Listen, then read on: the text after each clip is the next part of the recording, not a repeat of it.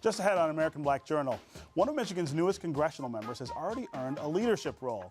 U.S. Representative Brenda Lawrence is here to talk about her first 3 months in office. Plus, Wayne State University presents a special honor to a Detroit woman who made the ultimate sacrifice during the civil rights movement. Stay right there. American Black Journal is next. At DTE Energy, we believe that we have a greater responsibility. We believe that being part of a community means being involved in the fabric of that community, investing time, effort, and resources in the communities we serve. DTE Energy Foundation is a proud sponsor of American Black Journal.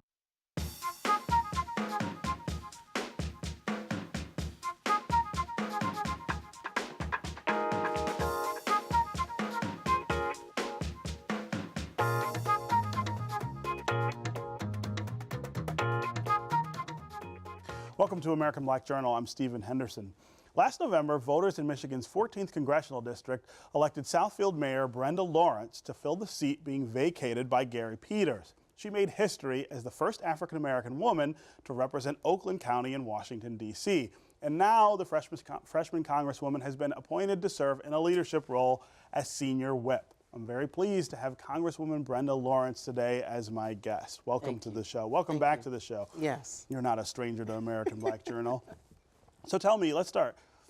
The difference between being mayor and congressperson, those are not the same job, obviously, but, no, but to walk me through the sort of practical differences in just in your mindset in terms of what your job is and how you get it done. The legislative part of being in Congress is intense. There's a lot of laws.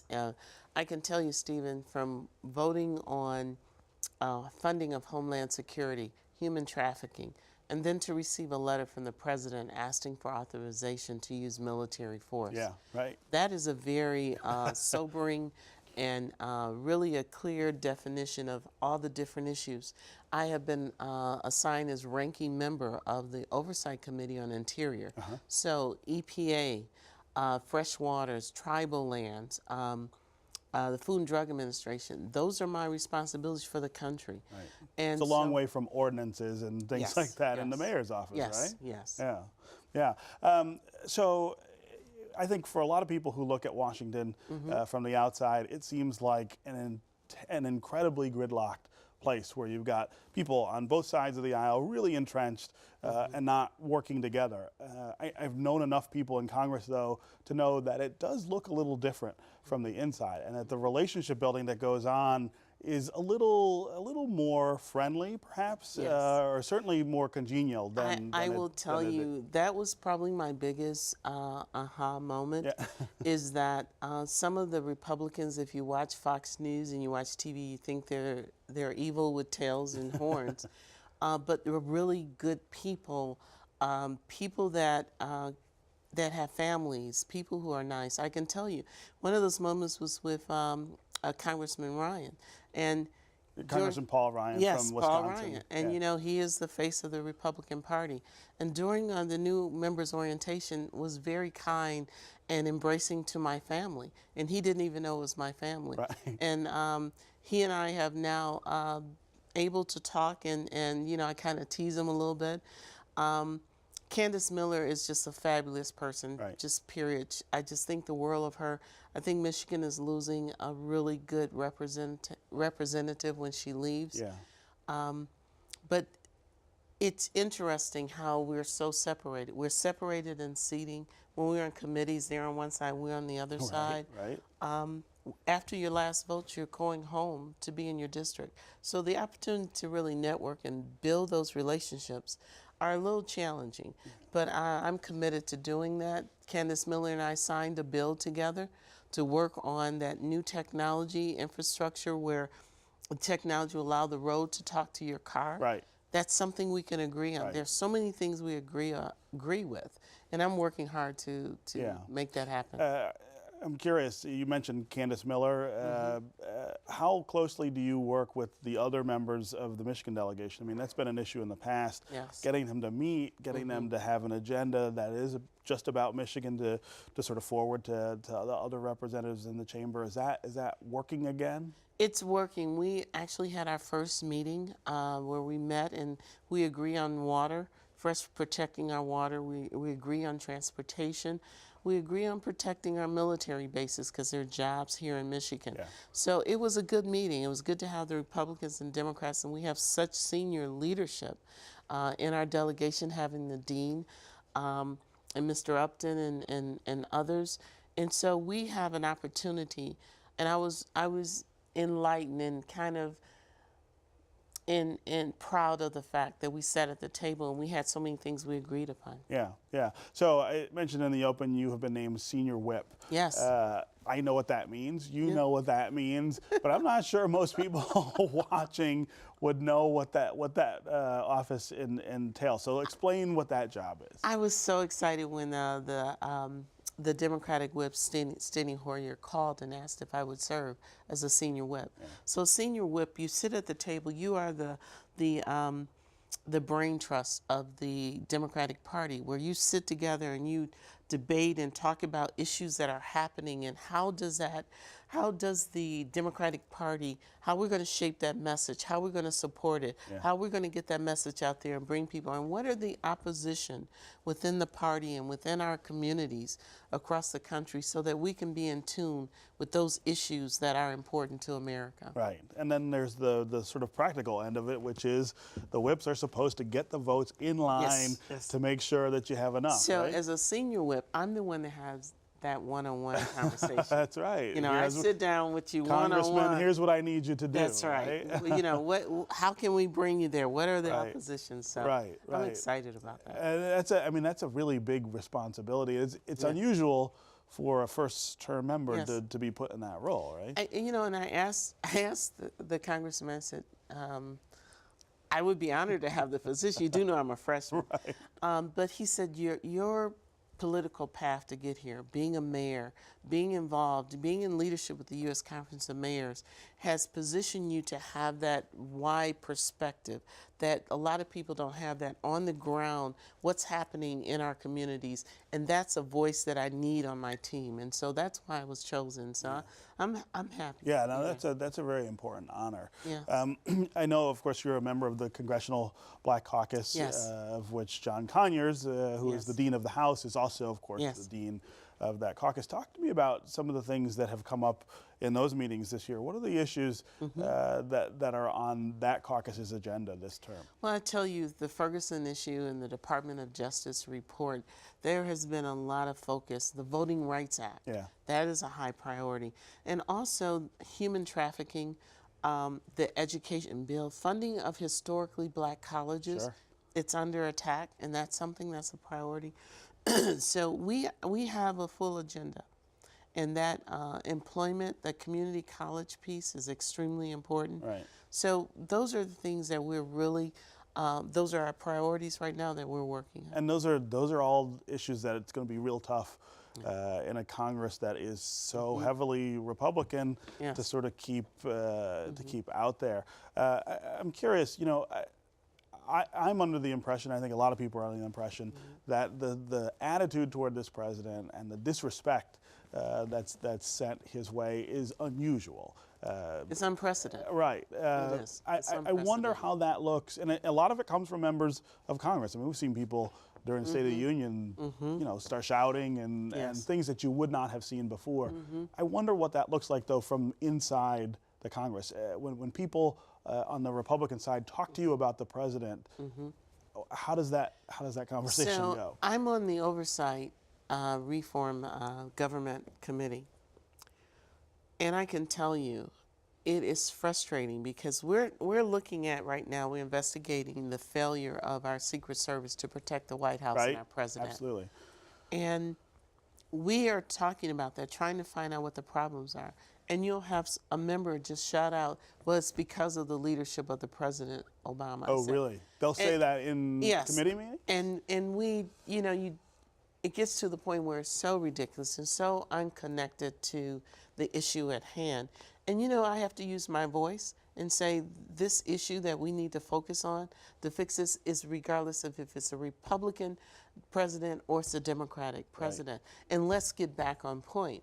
And the agenda of, and you can see it clearly being played out. Everything is to make sure that this president, there was a vow made, and I see it that he fails. That he fails. And I can see it being played out. But I'm so proud. The Democrats, we stuck and we fought hard. That Homeland Security funding budget, we had to fight strategically because they tried to integrate and put poison pills in to not fund the simple security of our country. Safe, sure. And we were able to win. And it comes a point where you have to stay focused and move beyond that agenda. Yeah. And there are people on the other side that really want to take care of this country, but we have to be the face and the conscience of America and say, move beyond that agenda and let's get to work. And we were able to move people to the center to the point that we needed to fund it, and that was a great night on the floor. Yeah. I can tell you, being a congresswoman. Yeah. I want to ask you quickly about the speech that Benjamin Netanyahu, the Prime Minister of Israel, was invited to make in Congress. You did not agree with the way that invitation was made. Not at all. But you went to the speech. Yes. And I'm curious what your reaction was to the speech. Did it change your mind at all about the negotiations with Iran? No, it did not. I'm clearly in support of a two-state solution. I'm clearly supportive of sanctions and negotiating. And I'm clearly supportive of the president having that responsibility. I was, and I made it clear and put a press release out that I was so disappointed in the leadership. In the way they did it. In the way, and then the letter that they wrote later was just ridiculous. It was so, I'm, you know, and some people say it borders on treason. But the thing that I have a very large Jewish constituency. In the 14th district, In the 14th, I have the largest Jewish contingency in Michigan. And they wanted me to hear what he had to say. There was parts of his speech that I applauded because the United States and Israel, we are allies. We are supportive of their safety. They are very important to us. I applaud that. But there were points in that speech where he was totally off point.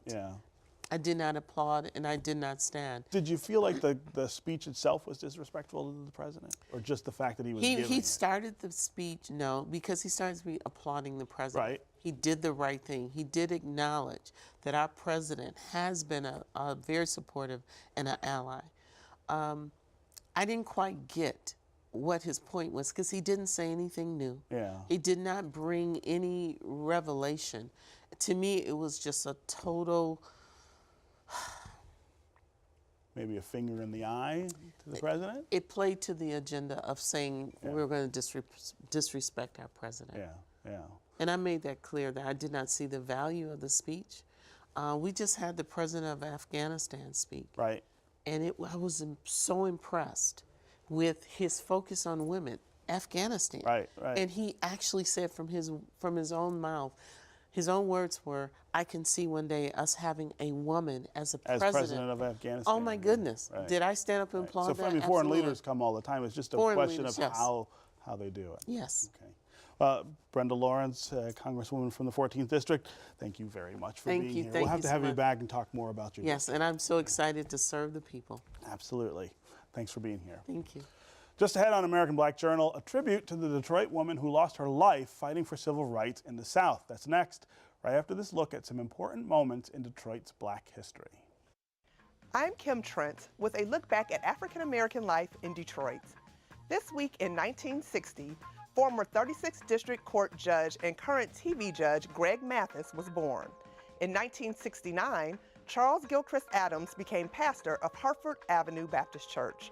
And in 1976, Stevie Wonder signed a 7-album, $13 million deal with Motown Records. These are significant events this week in Detroit's Black history, taken from the book On This Day, African American Life in Detroit. As the nation marks the 50th anniversary of the Bloody Sunday March across the Edmund Pettus Bridge in Selma, Alabama, one of the women who lost her life in the civil rights struggle is being honored here in Detroit. Viola Liuzzo will receive Wayne State University's first posthumous honorary Doctor of Laws degree.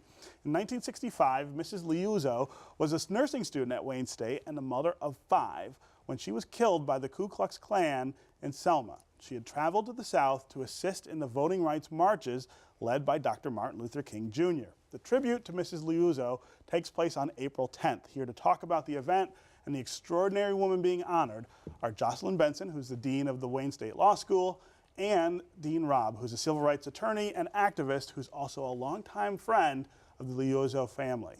Welcome to American Black Journal. Thank you. Thanks for having us.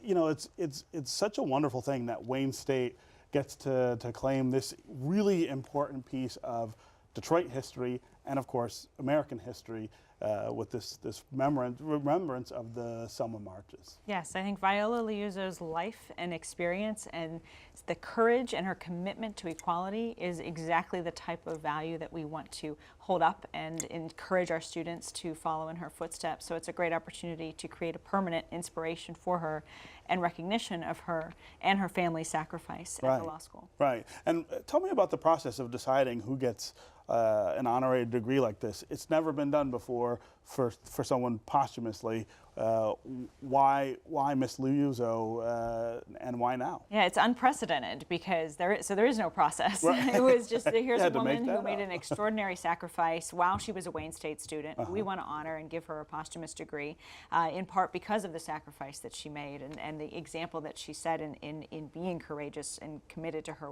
work. And so now on the 50th anniversary of her death, and in recognition of all those, including myself, who were inspired to work on voting rights in part because of her sacrifice, we are paying tribute to her and her family and all that they've done and all the people they've inspired as a result of their work. Right.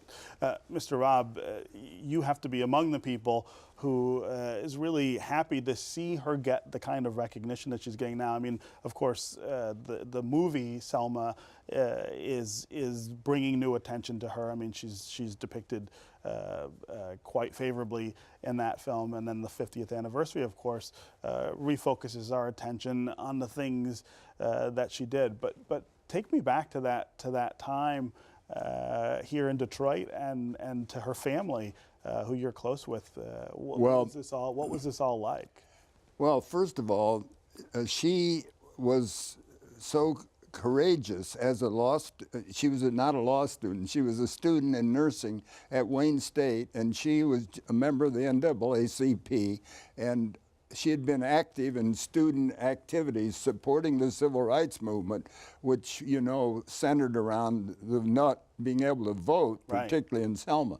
And so when they first Bloody Sunday beat people up on the Pettus Bridge, Viola saw that and said, I'm going to go down. When Martin Luther King Jr. asked for other people to join and do another march, she had to go, and she went.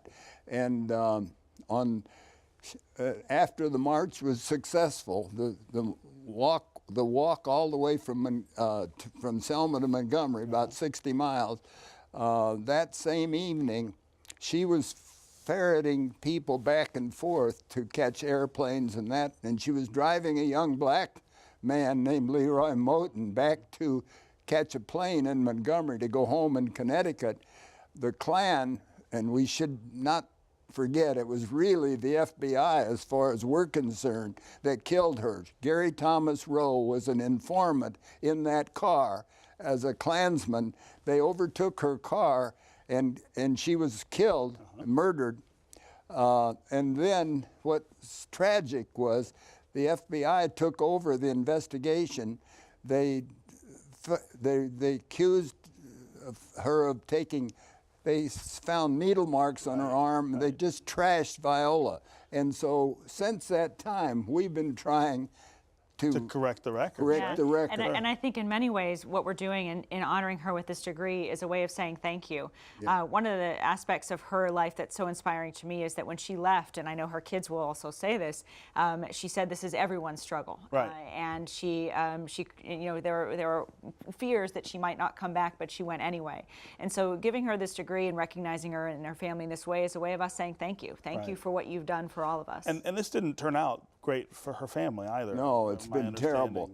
They not only killed their mother, they trashed her reputation afterwards, and that was just a terrible, disgraceful period run by J. Edgar Hoover, then head of the FBI. Very different era for sure in civil rights. I wonder, you guys have the Keith Center at Wayne State. Recognizing someone like Viola really sort of refocuses our attention not just on civil rights generally, but on the specific struggles, I think, that still take place. Voting rights is still a matter of debate in the Supreme Court and in Congress. We saw a recent ruling that I think breathes a little bit more life into it than we had before, but that's still something that we've got to focus on all the time. Yes, certainly. The struggle continues, and the work that led to the passage of the Voting Rights Act now takes different forms today, but is just as necessary when we see declining turnout across the country. Some states doing quite well, like Oregon, passing legislation for to make enable it way easier for people to vote. Yep, and the governor, former Secretary of State, now Governor Kate Brown, challenging other states to follow and do the same. So I think our commitment as well is recognizing that the work continues, and in honoring her in this way, we're going to have a tree dedicated in her honor in our courtyard for the hopes that as students go by, they see and think about and contemplate what she's done and think about what their role is going to be in the struggle in the future. Right. And thanks to Dean Benson, Wayne Law School is training a whole new cadre of lawyers that are interested in public interest work. And Wayne is becoming the national law school famous for public interest work. Sure, sure. So we're so proud of. Well, we have a relationship to the city of Detroit as well, and the work that is needed in the city today, whether it's helping small businesses grow or working on civil rights and protections for our residents, all of that can our law school is a part of, and this is just another example of that. Right, Mr. Robb, I'm curious as to your take on. I'm sure you've read the Justice Department report on Ferguson, Missouri, and all of the misdeeds and sort of strange behavior there. That reminded me, and I was not around for the civil rights era, but that reminded me of the kinds of things that you're talking about in terms of the role that authority plays in the repression of civil rights. So, do you see a difference? I mean, how far have we gotten in 50 years? Like 2 steps forward and 1 step back. That's sort of the way it seems like. We're much better off in terms of Jim Crow is dead in some respects, but the poverty and the racism rages on, and it's still a scab and a sore that America has to heal before we can be the land of the free and home of the brave. Right, right. And it's the sort of weaving of those issues, poverty and racism, into the law and into the infrastructure that enforces the law that continues to be the challenge. The work, and we talk about training the next generation of advocates for justice, which is really what we hope lawyers, regardless of where they go or what sides they take, are really seeking: justice for all and equality under the law. Right, right. Morris Dees is going to be our featured, your speaker. Yeah. Sure. Yes. And we're so proud of having him here because of the Southern Poverty Law Center. Yes, and he's been sort of a new hero in the civil rights work because he's made it profitable to sue the hate groups and the Klan and put them out of business in some respects. Right. And he's just a great lawyer and a great teacher, and we're so happy to have him. Yes, he'll be speaking at the law school on Monday, April 13th in the evening as part of our celebrations of the Liuzzo family and civil rights work. And it's all derived to both give thanks to those who've come before us, but to enable all of us to think about what the work is moving forward. Right. And guess who's on the board of the Southern Poverty Law Center? Who's that? Dean Jocelyn. Of course, Dean Jocelyn. Yes. Boy, she that- has many prominent roles, To be not on just board. here in Detroit, but all around, all around the country. She's making Wayne proud. Yeah. You know. Thank you. Yeah, yeah. I mean, what gives you hope about people like Viola Liuzzo, people today? What do you see as the potential to get past these issues at some point? Well, one thing that gives me hope were the dozen of students who accompanied me to Selma, Alabama for the 50th anniversary, right. who have a renewed commitment, as many do, to move ahead. I mean, look, the work will in many ways always be necessary. With every victory comes pushback, and with every loss comes an opportunity for future success. So, what gives me hope is those who've come before us and won victories. But what really sustains me and pushes me forward, as many of us, is the work that still needs to be done and the victories that we still need to see. Right. Are there members of the Liuzzo family still around and will be at the celebration? All but Tom will be here. Yeah, so her kids will be joining us for the celebration, and it's really a great honor to be able to thank them directly for the sacrifice that they made. An incredible sacrifice. I looked at Sally Liuzzo, the youngest of the kids, once when I was we were at a rally on voting rights, and I couldn't stop thinking about how she grew up without a mom so that we could all have a Voting Rights Act. And you know, that's a sacrifice that many have made in many ways around the country, but that certainly we'll be honoring through her family. Yeah, I've been honored to be their attorney, and we sued the FBI, and we didn't win, but we uncovered all the dirty tricks of J. Edgar Hoover. Sure. Yeah. All right. Well, look forward to the celebration. Thank you guys very much for being here. Thank you. Thanks. That's our program for today. Thanks for watching. You can get more information about our guests at AmericanBlackJournal.org. And as always, connect with us on Facebook and on Twitter. Plus, you can now hear our program on WDET 1019 FM. We'll see you next time.